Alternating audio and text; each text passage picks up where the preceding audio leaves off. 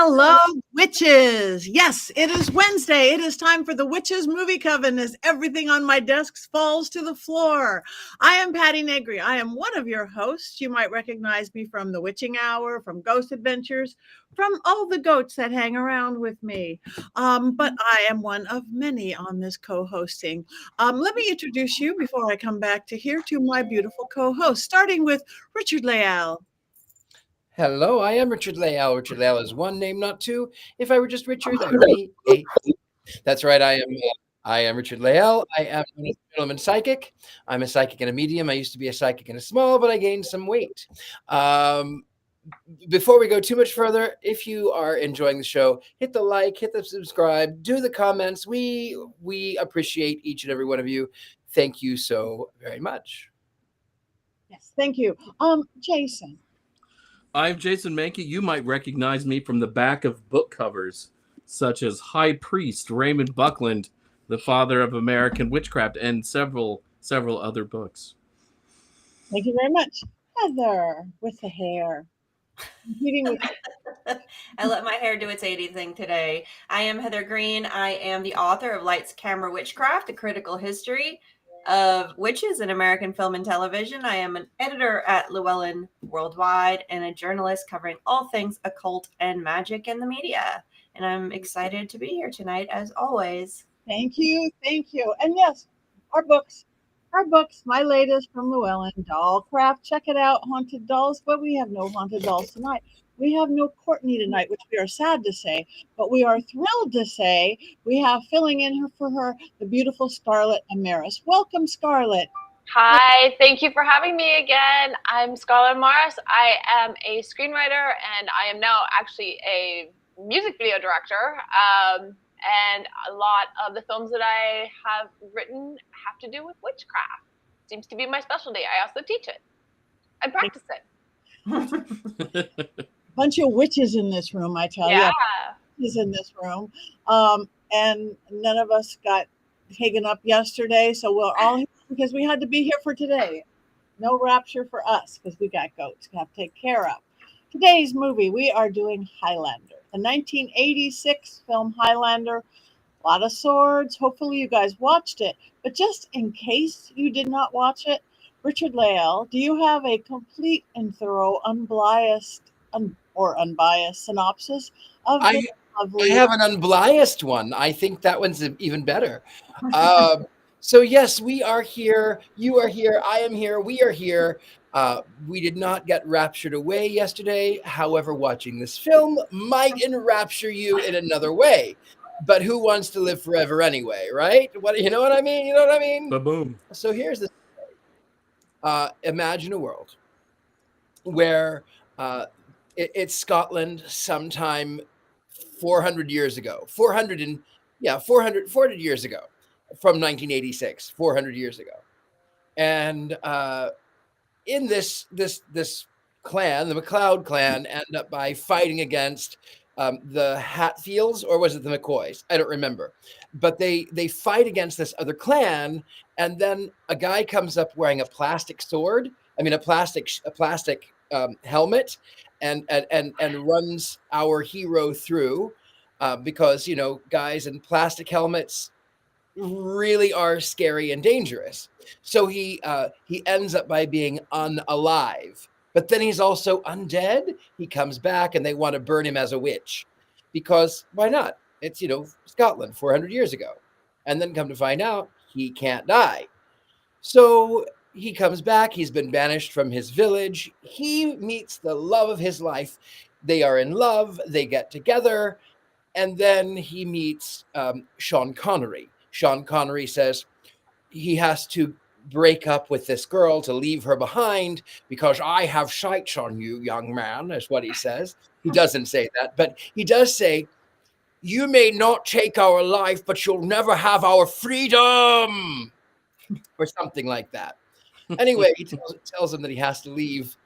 He has to leave this woman. And so lo and behold, he stays with her until she dies of old age at the ripe old age of 32, because that was how old she looked in her old age makeup.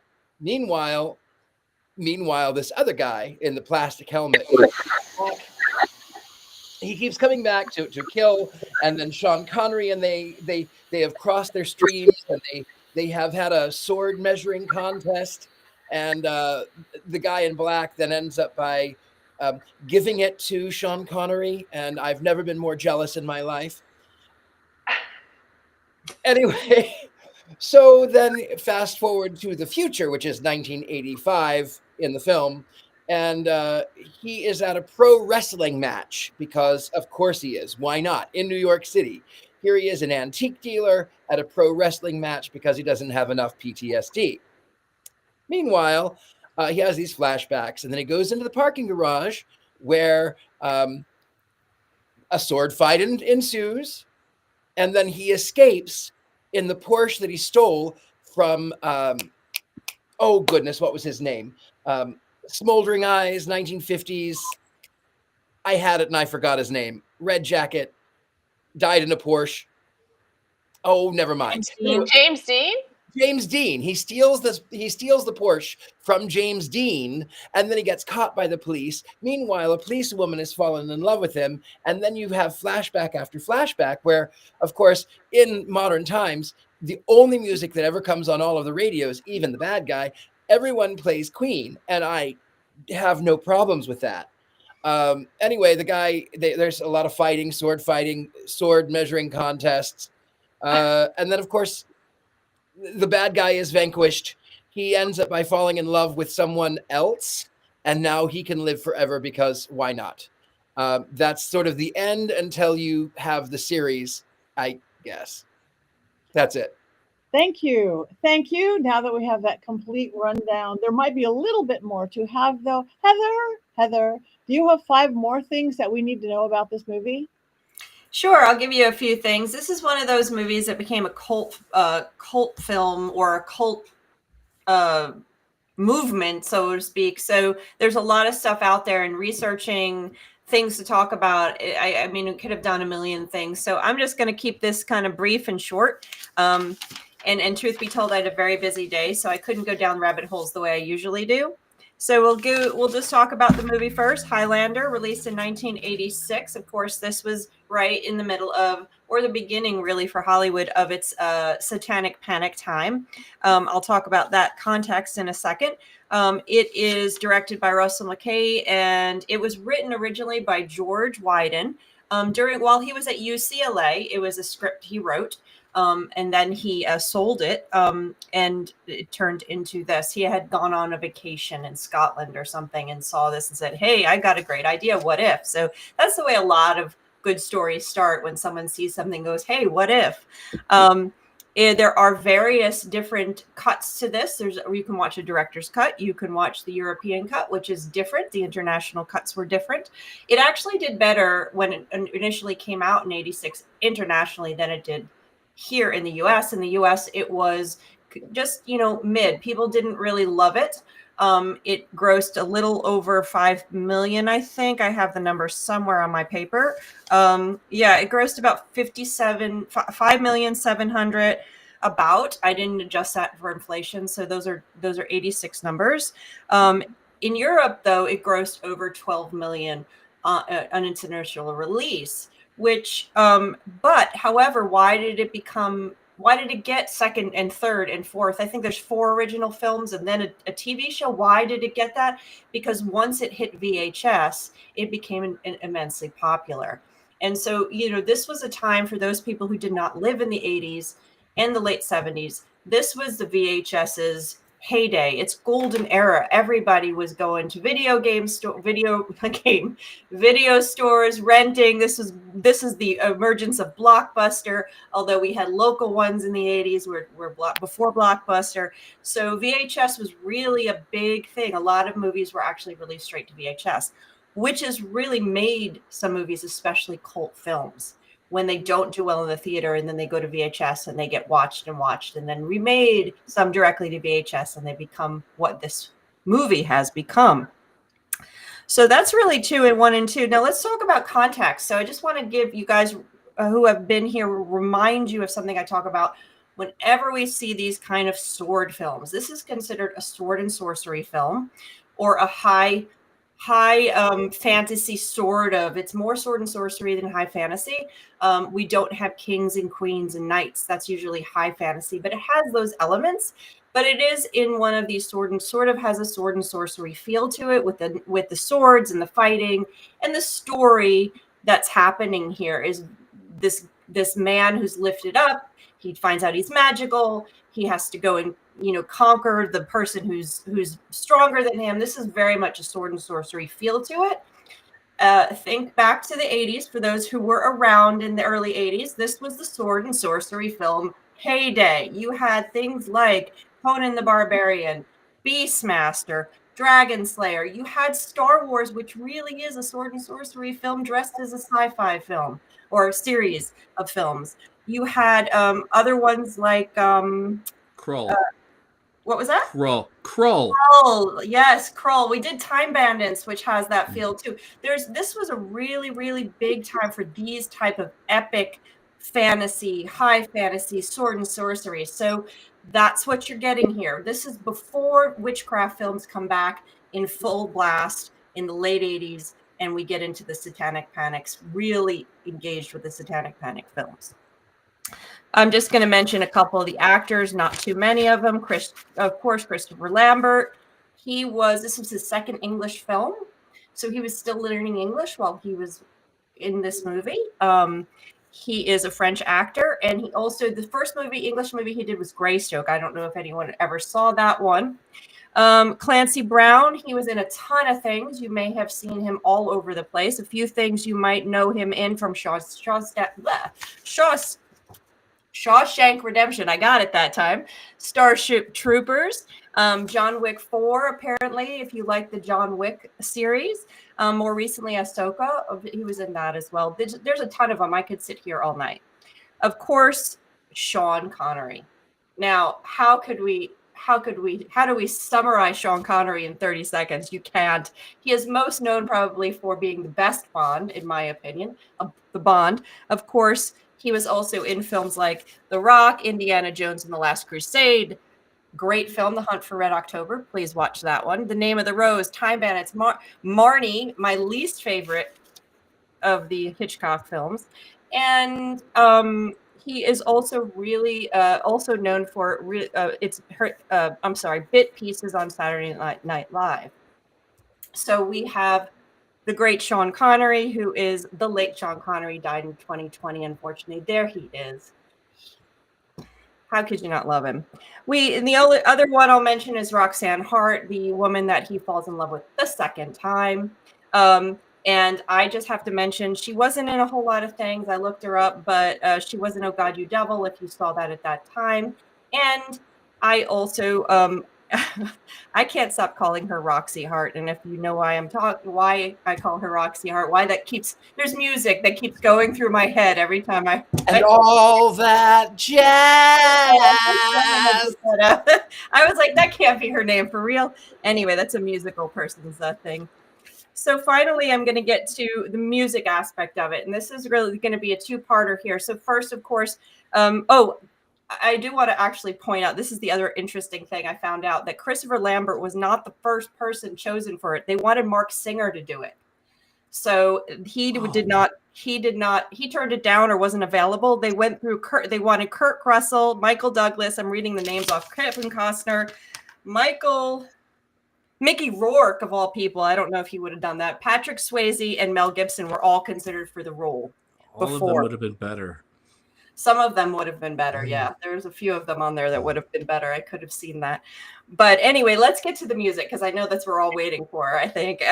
So Sting was considered for this, but of course Queen did the soundtrack. There is no soundtrack actually published for this movie. There's no Highlander soundtrack, but there is a King of Magic Queen's album, has a number of the songs on it. The one thing that they don't have on it is the New York, New York song that you hear a little bit in the middle of the movie. That was never recorded. You cannot get that, I don't believe, anymore.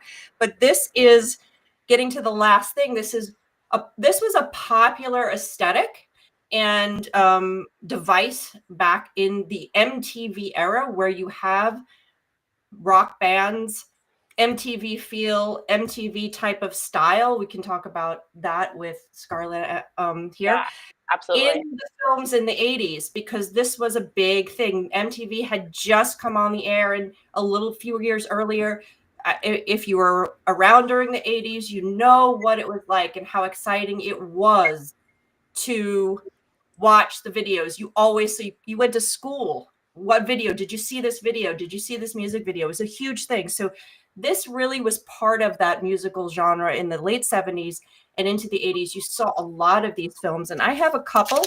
And I'm sort of like what I did last week. I'd like to see other people's. I'm going to ask everybody else for some ideas, but movies that really lean into it from that particular era. You have Xanadu. We already talked about Xanadu. You feel that's its ELO, of course.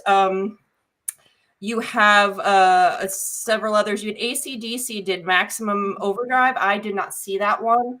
Of course, Flash Gordon. We already talked about that. That was also Queen. Purple Rain came out during this period of time. Of course, Spinal Tap. This is Spinal Tap. Labyrinth had Bowie. So these were all from the sort of that genre. There are other ones. And of course, you have movies like The Doors that capture the music rather than it's a little bit of a difference. But you had this trend during that period of time. Mark Knopfler did Princess Bride music, for example. Of course, that's not the same type of rock. So I'm asking here is there a movie that really captures either MTV or rock music that you loved at the time, or from another era? Like I love the movie Into the Wild, which is all Eddie Vedder music, and it's a fantastic movie. And Eddie Vedder music hits it hard and really makes the movie that much more beautiful and tragic. So I'm asking you, just like I asked my last one. So you guys, can you think of a movie that the music was popular music, rock or otherwise, that really works well with the movie, other than this one? Kiss Meets the Phantom of the Park, where it was like Kiss at the amusement park. Like, I loved that when I was a kid. What a crappy film, but the concert scenes are so great. Good. The concert scenes just kill. I agree. It's ridiculous, and yet it's so much fun to watch. We got Vision Quest from somebody in the. Yeah. I would also say maybe Brimstone and Treacle with Sting. I don't think I've seen that one. Yeah. Ghostbusters. That was a good one. Ghostbusters. Oh. I mean, we've talked about The Doors on this show, and I still absolutely love that movie. And the way they weave the Doors music in and out, but also there's some Velvet Underground and a couple of other bands in there. And really, it's a 2-hour music video in so many ways with lots of drugs. Oh, the Doors movie? Mm-hmm. Yeah. I'm in that movie. Are you in the witch scene? I'm in the crowd scene at the whiskey. How fun. I love that movie so much. I really loved one of my favorite versions of Metropolis was when they redid it. I think it was 86 or 87. They remastered it, and Pat Benatar sang on it. Queen sang on it. I think David Bowie sang on it. So Metropolis, 1927, but also 1987, remastered. I don't think I've seen that one. It's good. It's good. Freddie Mercury sings Love Kills, which is brilliant. Pat Benatar, what does she sing? I can't remember, but it's really good. Okay. All I could think of is earlier than that, just because I'm the biggest Kenny Loggins fan, is Caddyshack, because it was all about Kenny Loggins. So Caddyshack, but that was like 80, I think. Yeah, the same time. I guess you could put Blues Brothers on there too, even though that's. Yeah. I mean, there are some like music video scenes in Blues Brothers, like when Aretha Franklin is singing, for instance. I mean, that you could just put that right on MTV if you wanted to. That's true. The late 70s, there's really the musicals came back, but that's different. Even though you had musicals that had more of a modern pop flavor to them, this MTV, using rock music like this was much more of the MTV generation in movies. And I think it's, for me, whenever I think about it, I will think of Xanadu is the first thing that comes to mind. It is a musical, but it has that, or now I'm forgetting, Flash Gordon. Those are the two that probably pop in my head when we talk about this. Saturday Night Fever. Yeah. I mean, it's the Bee Gees all the way. It's all the way. It's pop culture for 1977, I believe, is when that one was. Yep. Well, that's all I have. I just thought that would be a good, fun conversation to get us moving into opinions. I think that you brought up something really interesting, which is Russell McKay is the director. This is the first thing that he directed, and he directed some of the very best music videos. A lot of the early Duran Duran videos. He did Vienna for Ultravox, like a lot. And he was the one that really came up with these. He had very, I'm fascinated by him because of the way that he worked, where he worked from dreams and symbology, and he would often dream up the music videos and the night before. But you can also, he was the one that had those quick transitions, and you will see like and usually like the camera angled very low, coming in very quickly, like a lot of different quick lighting and quick lighting cuts. Like he really was the master of that. And I think that that's what made this film have its kind of longevity. Like the transitions in this film are so good. And that comes from that whole music video background. And I think that that really spawned kind of like that 80s genre look. And I think we have Russell McKay to thank for that. You know, like people today are always trying to, like the kids today are discovering it and they're trying to do it again. And they never quite get it right. But yeah, he was the guy. That's for sure. And you know, the story is a little weak and the acting is a little weak, but it's shot beautifully. I think some people mistake now just doing quick cuts and fast movement through scenes they mistake that for what you're talking about. Yeah. Like you see a lot of fast stuff going on, fast shots and going back and forth, but you don't see the dance. No. Which is what music videos had, a dance between the music and the camera movements and the shots, which is not just doing something quick. Yeah. Yep. No, he was absolutely a master of that. Like his music videos are some of the best that were ever made, and some of the most creative. And I think that that's what makes this movie kind of rise above the others. I wouldn't put it on the same level as Conan for the sword and sorcery. I think Conan's a better movie, but like this movie has longevity. People love this movie. People still go back to it all the time. Like it's really beloved. There can only be one. But actually there's 4 and there's actually, and then a series. So there's more than 1. 2 series. 2 series, sorry. And an anime film. Like, yeah. I have more to say about that later. Like, don't give away the whole joke thing at the end. But I have a lot more to say about that later. Okay, I will say though, I probably was the target for this movie when it came out, and I had never seen it before Tuesday. Really? It was a movie. Yeah, I'd never seen Highlander. It was a film that people talked about, and it always felt like a movie that I should watch and I would probably enjoy. But for whatever reason, I never got around to it. I think part of that was because the second was so poorly reviewed when it came out and looked so cheap that it destroyed any sort of interest I had in the franchise altogether. You never saw it. Yeah. I saw it about 20 years ago, but that was because I was a singing blackjack dealer in Las Vegas where I played Freddie Mercury, and I had to sort of get into character and see to experience things in the early 1980s, because I'm so young I was not around in the 1980s. So you had to watch the movie because you couldn't get the music anywhere else? Well, I mean, I could. I just, from the album the Who Wants to Live Forever. You could get It's a Kind of Magic. You could get, but I wanted to kind of experience what Freddie might have felt, what he might have seen, and so I watched it about 20 years ago now. I actually rented it in the VHS store, and I can remember standing at the wall, because you would stand at the wall and you would read through the tapes and you would look at the covers and you'd try to decide, like, make that decision. And every once in a while you'd get something great. And I remember thinking, like, I really dug it. Like, I really dug this film when it came out. And it wasn't, most of the time you'd get something and it was terrible. So I appreciated that.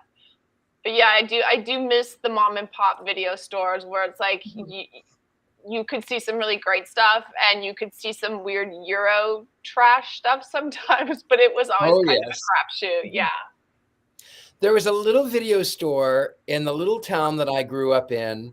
Now, I say I don't remember the 80s, but I do. I very distinctly, very much remember the 1980s.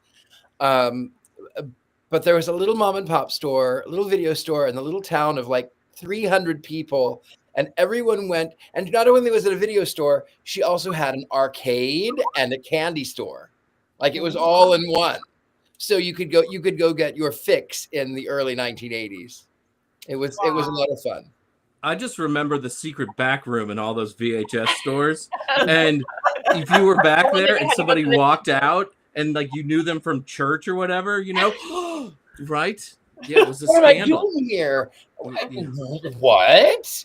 I just came here to destroy these tapes. I didn't come to rent them. Yeah. Buddy, I forgot about that. The secret back rooms. Yeah. Crazy. Yeah, they usually had like the tinsel or the hanging beads that you had to go through that made noise, so everyone knew. Right. Exactly. Funny. They made it even harder. I think this film just needed more Sean Connery. When he was there, it was alive for me. I love him. I love him in all his different roles, but this one seemed really special to me. He looked extra handsome to me. He looked all of it. And so when he disappeared for a while, I kind of fell asleep on occasion. Come back. It's another sword fight. Come back. Okay. It's another sword fight. I haven't missed anything yet. It's another sword fight. But more Connery.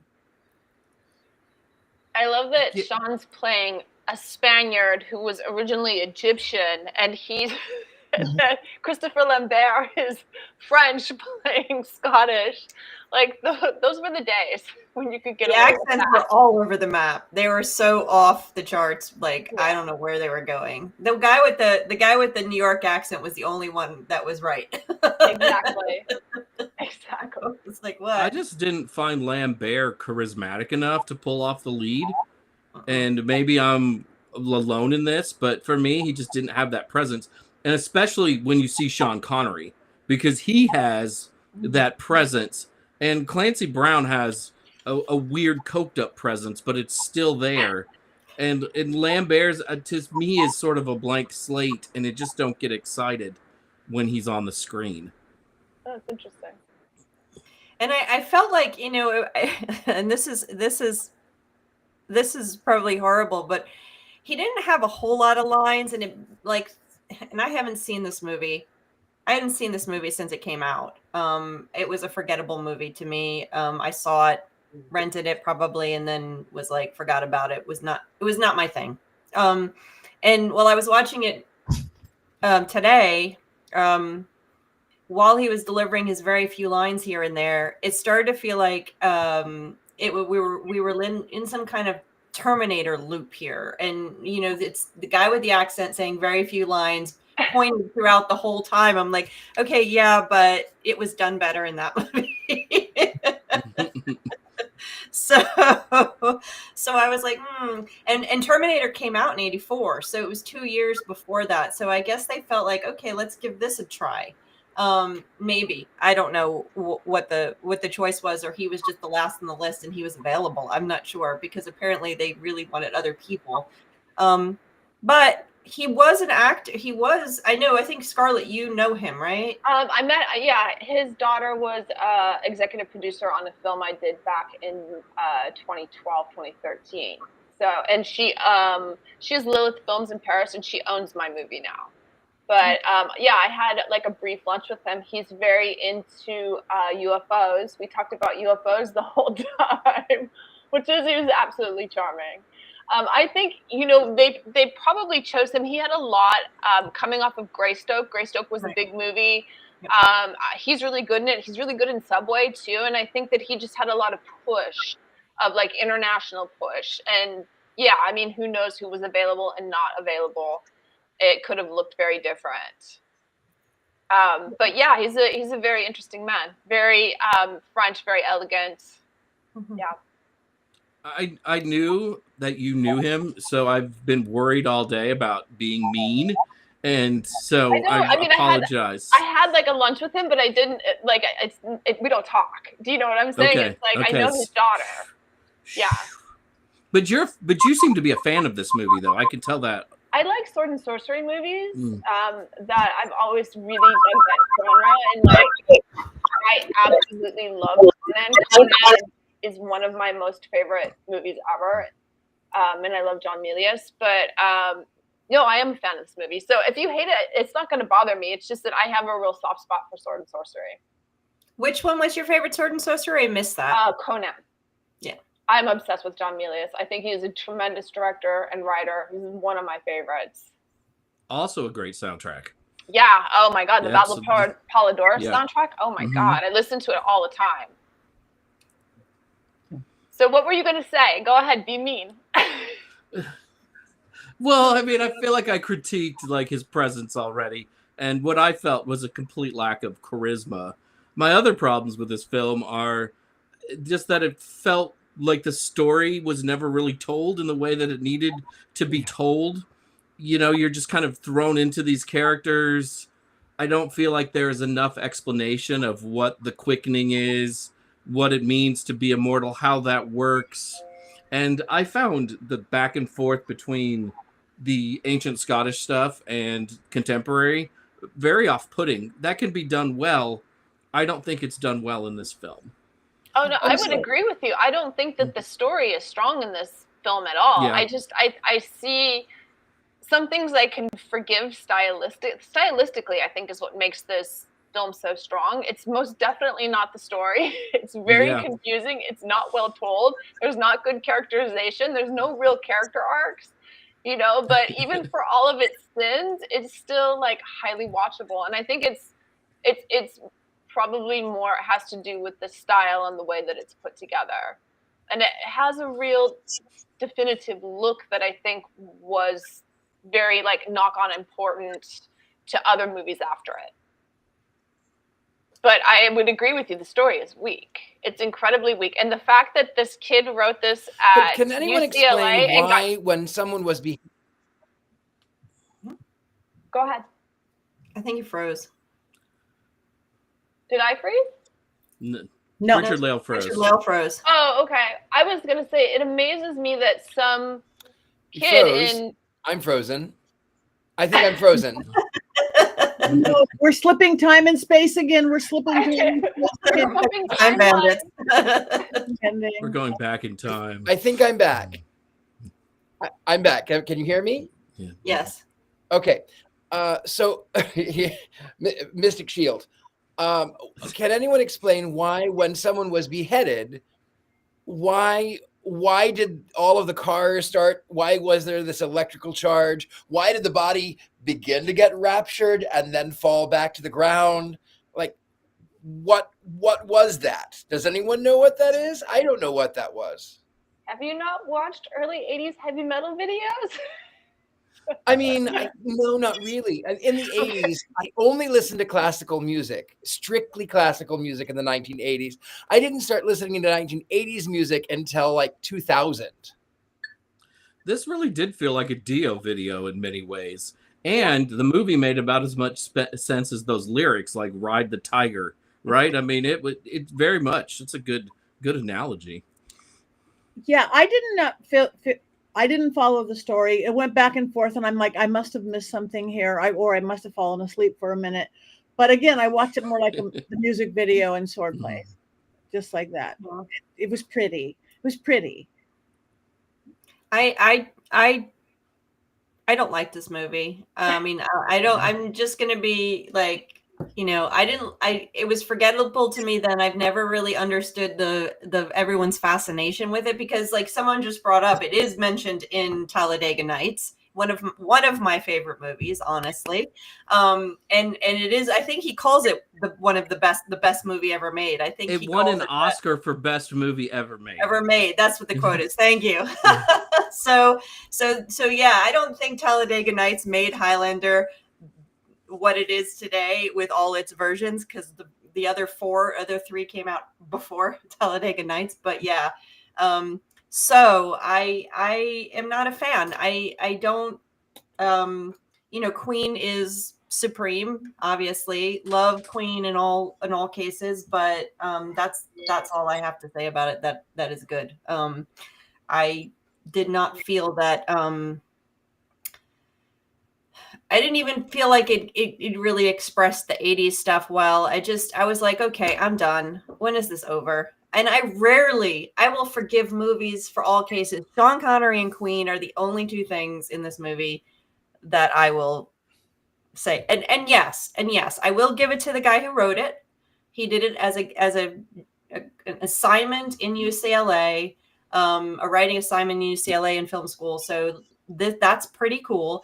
And the original story is very different from what I understand. I haven't read it, than what they did here. There's a lot of changes were made. So it'd be interesting to see if that affected the storytelling. Maybe they dropped too much of the original story out, and that would be a good comparison. I'm sure they probably did, but he also got $200,000 for something that he wrote in school, which is just amazing. So yeah, creds to him. Sean Connery's always nice to see, and Queen is always nice to hear, and people love it. And I think part of the reason people love it is the same reason people keep coming back to a lot of different magic films or sword and sorcery films. There's sword and sorcery because there's swords. And number two is this idea of being immortal and being able to have this special, waking up one day and having someone say, you are magical, or you have this power.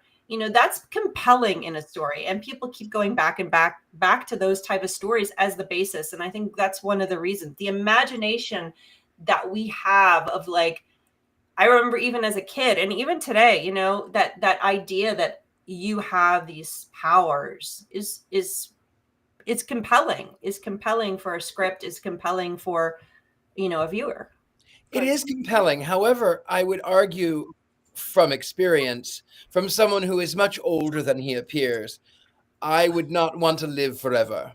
I have lived 1,000 years in this lifetime, and I am so ready to not live another 1,000 years.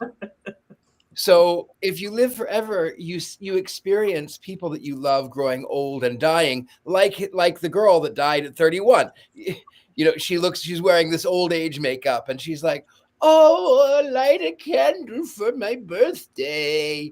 And meanwhile, her old age makeup is not old age makeup. But anyway, you have to watch people live and die. And it's sort of the moral of one of my go-to films, Death Becomes Her. Mm-hmm. The original ending of Death Becomes Her is they're dead, but they're living on forever. And they watch people grow old and get happy. And they say, you want to go to Paris? Nah, I've done it. You want to go to London? No, what for? Like, really, what for? I think the lure of that I'm talking about is less about specifically living forever, but being special, having a power. And like in witch films, they wake up at 16 and find out they're a witch and they have power. That's the standard narrative.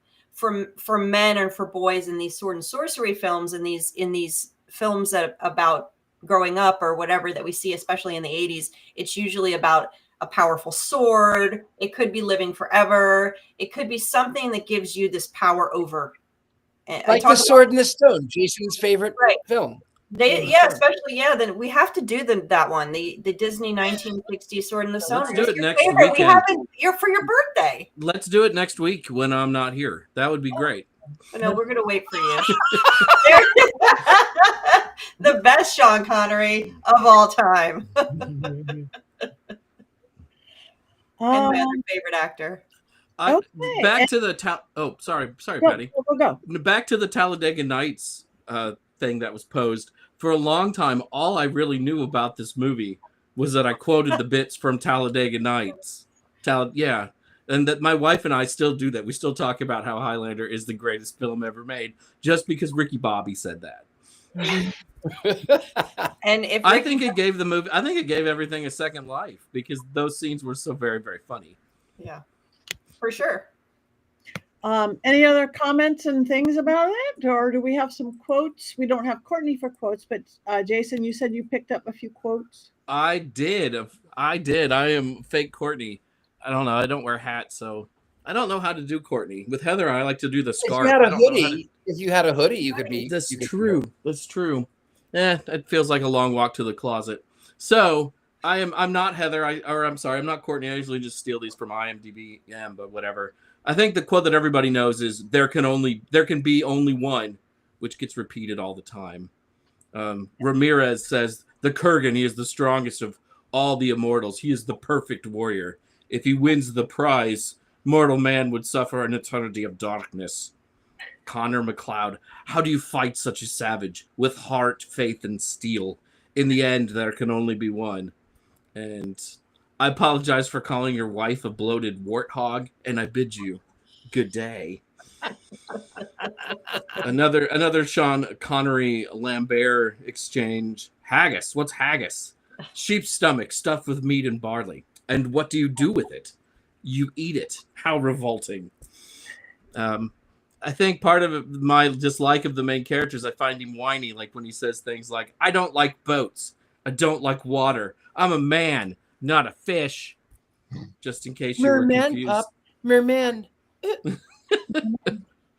Get your gills working.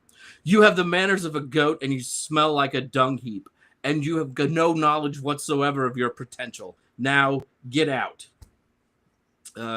He meets one guy, I guess his name was Sunda. McLeod, it's good to see you again. It seems like 100 years. It's been 100 years.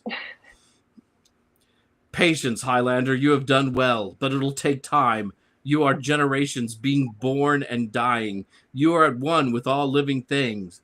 Each man's thoughts and dreams are yours to know. You have power beyond imagination. Use it well, my friend. Don't lose your head. Yeah. Let's see. Yeah, that was it. Those are the only things that I took. You know, I mean, really, they should have gotten rid of "Don't lose your head." I know why they said it, but like, it just makes the whole thing funny, right? Like, it's just. It sends me to musical world. That sends me to musical world. Sorry, Jason. Yeah. Does it? Don't lose your head. Yeah. But almost everything sends me to a musical at some point. But I thought, doesn't he at the end of this movie, he becomes mortal, though? He wins, and, like, that's his prize. He gets to become mortal, and he gets to, like, you know, leave with the girl. He gets to, like, know everything that everyone is thinking in the whole world and get all the knowledge, and he gets to die. Yeah. He gets What a prize. It doesn't feel like he's going to do anything good with it. I think one of the things that I have problems with in movies where people are immortal and live a very long time, they don't seem to have that experience of living a long time in their character, right? Like I would think that if I was alive for over 1,000 years, I would be really, really different from a lot of humanity and would probably be unable to relate to a lot of humanity. And, you know, it feels like this guy just kind of goes along, and other than one really nice scene in World War II, he just seems like the same guy he was back in Scotland for the most part 1,500 years ago. Well, being an immortal, you just didn't have a good emotional range. That could either have been the actor or the thing, because I even pulled up one quote or just a Connor Rachel exchange, and Rachel's like, "Will you listen to me for one moment? You can't hide your feelings from me." And he just goes, "What feelings?" And that felt more like an actor choice that I don't have them. I don't know. I think that I think the character was a little bit like Steve Buscemi as one of the cool kids. Hello, fellow youth.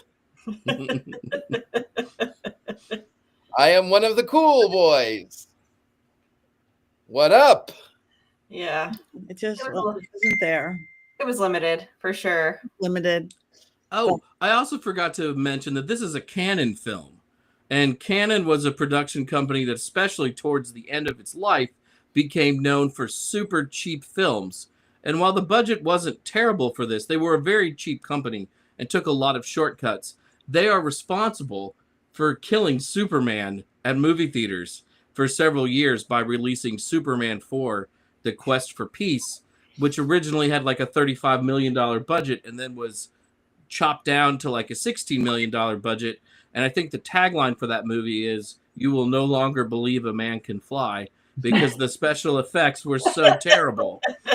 So, but as a kid in that era, I remember like seeing Canon Group before a movie on HBO and thinking, I should definitely be watching something else.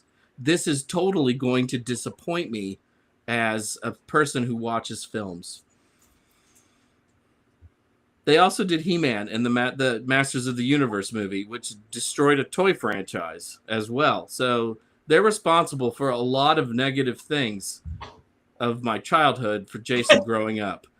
Killing Superman and killing He-Man. Ugh. He-Man's coming back, and Superman just came back, so... It took a long time, Heather. It took a long time. Well, it happened, though, so it happened. You can read it easy. I am Dolph Lundgren and I am He-Man. No, you are not He-Man. Get out. Get out. Where's Orko? Get out. Sorry, we'll talk about that in another day. We'll talk about that later. Well, as we are moving on, do you have a Mankey movie moment on this, Jason? Of course. But not my best work, because I really didn't like this movie at all, and writing about it just made me mad. The movie Highlander promises there can only be one, and yet that is a complete and utter lie. To date, there have been 4 theatrical Highlander films, 1 made-for-TV film, 2 live-action television series, an animated television series, an anime film, plus comic books and novels. Whoosh. That doesn't sound like one. That sounds like a lot of nonsense. To date, the highest-grossing Highlander film has made a paltry $36 million on a $34 million budget. These movies are so bad that they retconned the second one out of existence, and the fourth one wasn't even deemed good enough for a theatrical release in the United States, airing on Sci-Fi Network instead. Mercifully, there hasn't been any new Highlander material since a comic book in 2017, but no intellectual property is ever dead. I'm sure some Hollywood exec is preparing a reboot of Highlander, probably starring Channing Tatum, to make sure the awful accents that are an essential part of this series continue into the future.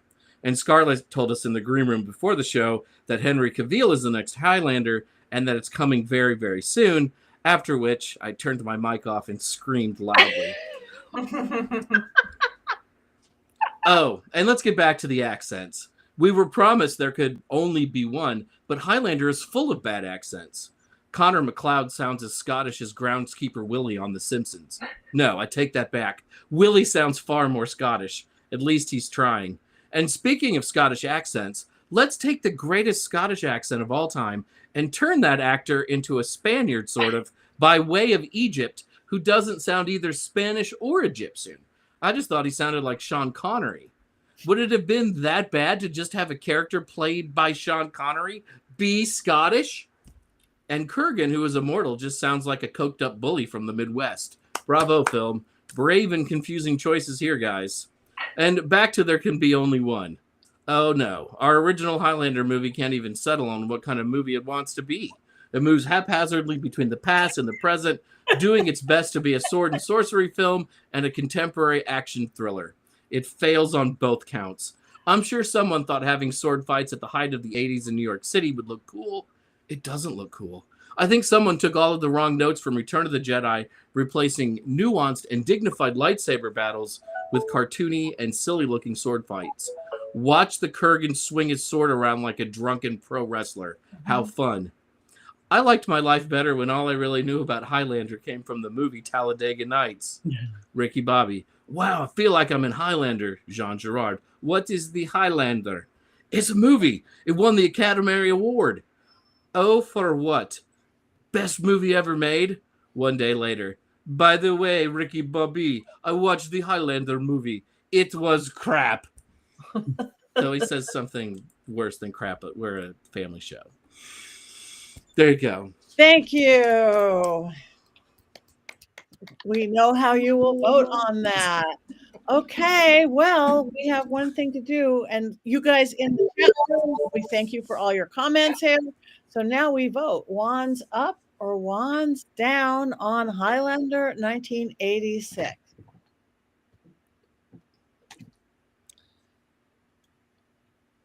Watch out for that guy. He might I'm not going to push the button. I'm not going to push the button. Okay, I'm surprised, Richard Lale. I'm surprised. Richard Lale loved it. I did, because the penis mightier. So we have got. Wow, I thought it was going to be a party of one, but there's two. And It's so awful. The film is awful. But what I enjoyed every second of it was I would make dirty gay jokes about swords, and I would do it in Sean Connery's accent. And the entire time it made me laugh because it was so bad, and I love it. So I would like to rewatch it with your commentary, and I might actually like the film then. Then we might. So we got might have to do riff tracks in the future. 2 strong ups, 2 strong downs. Me being the Libra, I am meeting in the middle because I like the music video part of it. Oh, push the button. Oh, push the button. Maybe after our cackle. Push the button. So anyway, what are we doing next week? We're doing Witchboard next week, the new one, the remake. It's from 2024 or 5. I can't remember. It's just came out. There is another one, I believe. I want to say the original one was 90. Is it 80s or 90s? It was. I believe it's early 90s because that's the one that has it has Mel Fader. That's the original is great. Yeah, so that's gonna be we're gonna be talking about the new one. So watch it. Everybody watch Witchboard, the new one for next week. Join us, tell your friends about us, like us, subscribe us, find us on Instagram. We're everywhere. The Witches Movie Coven. We have our own page now on social media. And anybody have anything coming up before we cackle?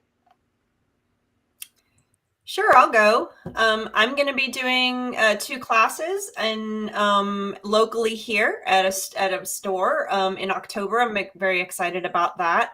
We'll be doing one on haunted dolls and then one on puppets, of course. I wish Patty was here with me to join.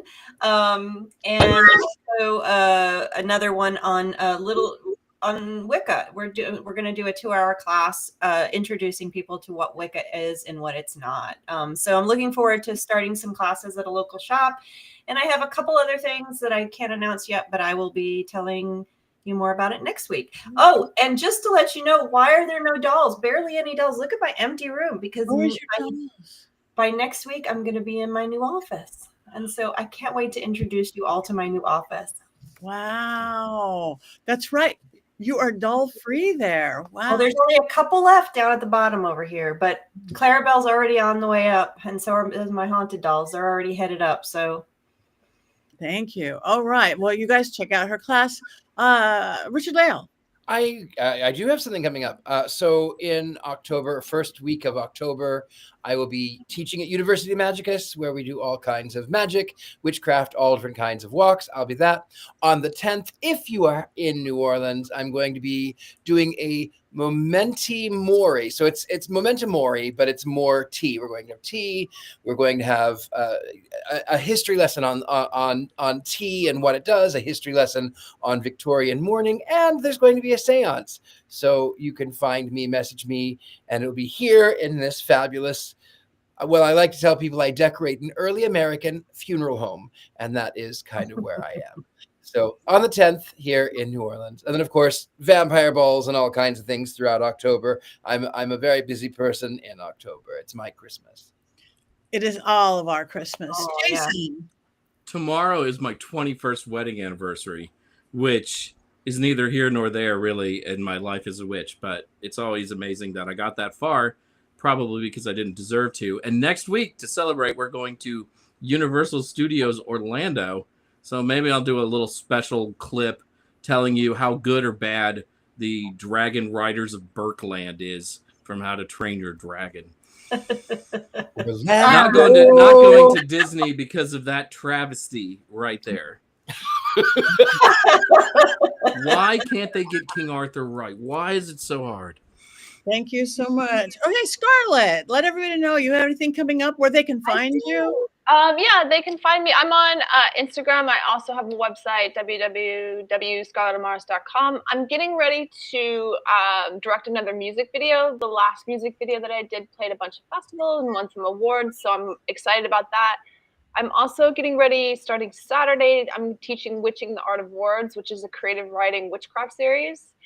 And I think that's a 9-week series, so I'm looking forward to that. And then we're showing this documentary Shadowland that's playing the festival circuit. We're playing that Saturday night at the Crooked Path. So I'm really looking forward to showing everyone that. And yeah, this is like the crazy season. Like October is right around the corner and there just feels like everything's happening at once. But I'm excited. Cool. 'Tis the season. Yes. Me too. In October, I'm starting out Rock Island Roadhouse in Illinois, Rock Island Esoteric Expo. I'll be doing all sorts of crazy and fun things with all sorts of great people.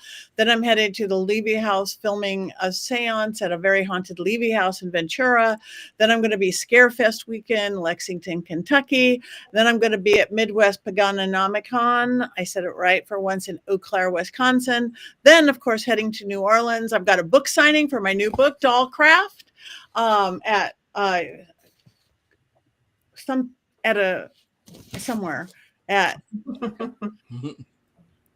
I can't think of the name. It's a tour company, and then I'm going to be announcing my Lizzie Borden Haunted Doll Tea Party very soon, but that's not in October. That's after October. And we have the Haunted Ball, the Vampire Ball. I'll be doing a seance there at House of Blues. And you guys, you could find us everywhere. And if you can't find us everywhere, find us here on Wednesday. Find Richard Lale and I at University Magicus. Like and follow, and then have some matching outfits. Go to Mystery Control. You can get things like Mystic Shield shirts. You can get Richard Lale pillows with his beautiful devil face on it. You can get cloaks and blankets and all sorts of and beautiful jewelry now at Mystery Control. So check it out and make sure you watch Witchboard. And do we have any good Sean Connery impersonations left before we leave, Richard Lale? Your mother's a whore. I won't say the I'll check the rapist, Alex. That's the therapist.